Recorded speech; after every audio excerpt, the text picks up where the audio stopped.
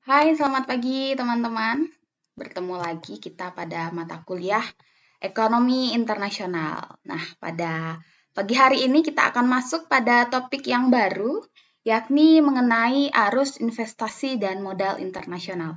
Nah, sebelum masuk pada materi ini ya, materi yang baru, nah saya mau mengajak dulu nih teman-teman untuk kita bisa berefleksi gitu ya, mengenai kegiatan konsumsi yang biasa kita lakukan. Nah, teman-teman dalam kehidupan sehari-hari kita pasti terbiasa untuk melakukan konsumsi ya, baik itu konsumsi barang ataupun konsumsi jasa.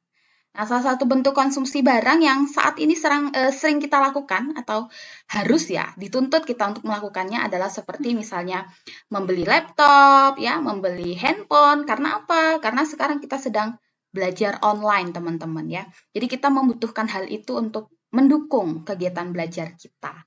Nah, seperti contohnya tadi handphone, laptop, lalu semisal transportasi kendaraan. Nah, saya yakin teman-teman di rumah pasti pada punya motor ya orang tuanya ataupun mobil.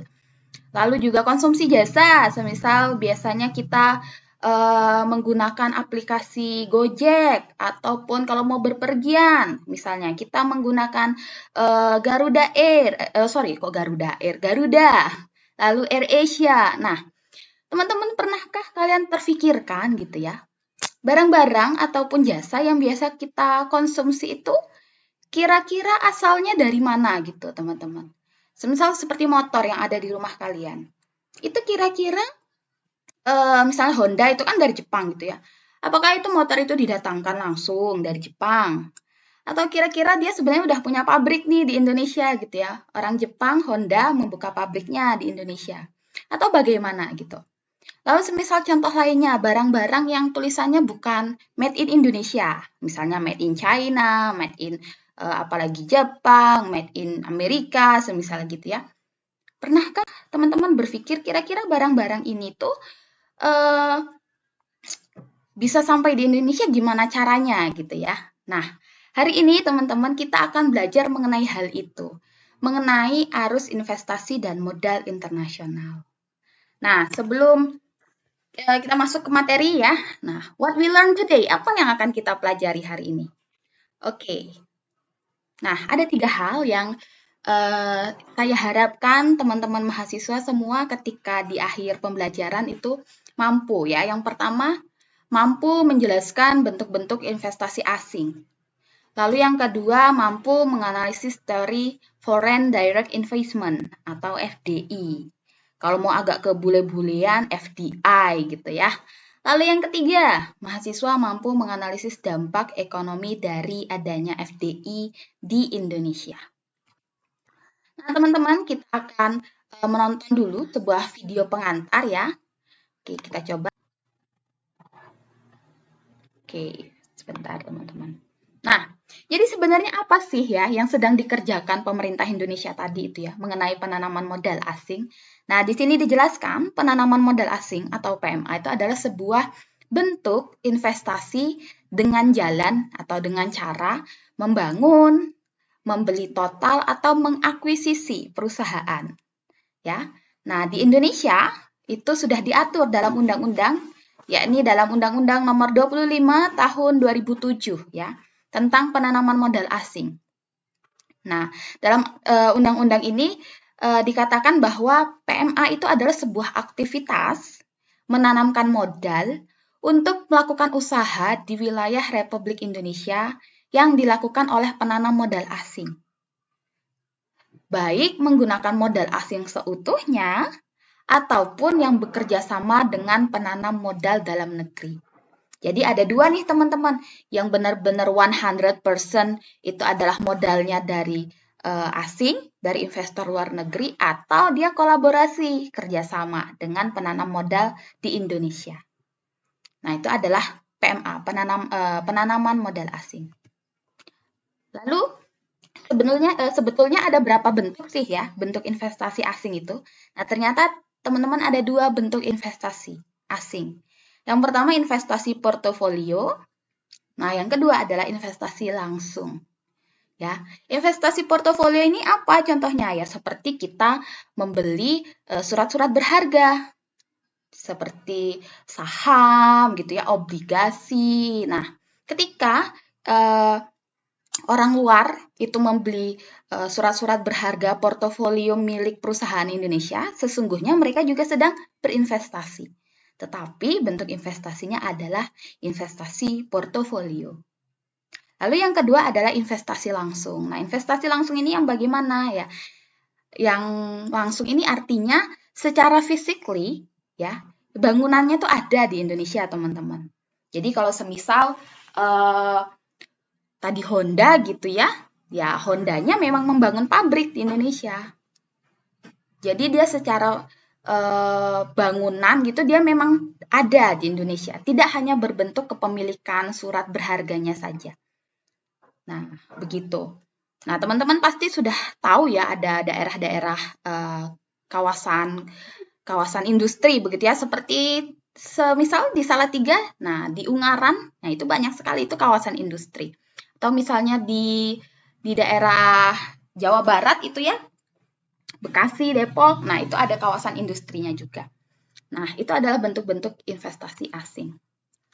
Nah, ini siapa nih yang terbiasa makan di McD, ya, di Burger King, Pizza Hut, lalu juga yang terbiasa pakai motor Honda, Toyota, yang pernah terbang menggunakan AirAsia, Nike, sepatu Nike, begitu ya. Nah, ini adalah sebuah bentuk investasi juga, teman-teman ya. Ini adalah barang-barang milik perusahaan luar negeri yang kita nikmati juga nih. Kita biasa pakai, atau mungkin pernah memakainya, pernah mengkonsumsinya. Nah, ini adalah beberapa, bukan salah satu ya, beberapa contoh. Lalu, nah ini sangat satir ya teman-teman ya. Sangat satir kenapa? Ini udah jelas-jelas nih peta Indonesia, tapi tulisannya coba cari Indonesia. Nah, ini satir banget ya. Kenapa kok dia menuliskan begitu? Coba cari Indonesia. Nah, karena ini lihat, ada bendera apa nih? Bendera Amerika, bendera Inggris, lalu ini ada bendera Jepang, bendera China, begitu ya, Kanada. Nah, jadi banyak sekali teman-teman investasi-investasi asing yang sudah masuk ke Indonesia.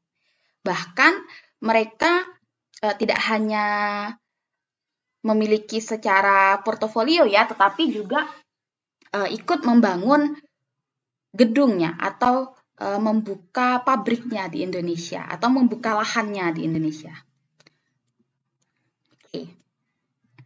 Nah, kita mau bahas dulu yang pertama investasi langsung ya, foreign direct investment.